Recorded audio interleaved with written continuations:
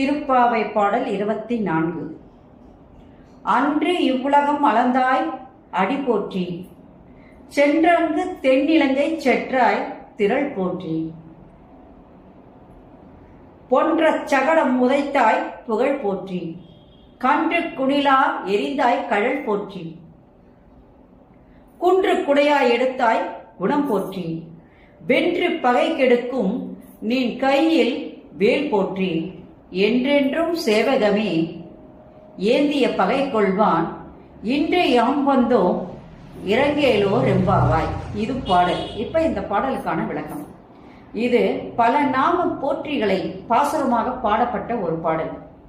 இந்த பாடலையும் ஆண்டாள் தன் கணவனை பலவாறாக புகழ்ந்து அவருடைய வீர பராக்கிரமங்களை இங்கே விமர்சித்து கூறுகிறாள்.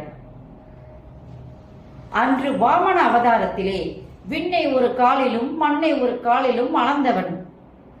அவனுடைய இரு திருவடிகளை நாங்கள் போற்றுகிறோம் அப்படின்னு சொல்லும்போது, அன்று இவ்வுலகம் அளந்தாய் அடி போற்றி அப்படின்னு பாடுறாங்க. இது 3வது முறையாக வாமன அவதாரத்தை போற்றுவதாக அமைந்த ஒரு பாடல்.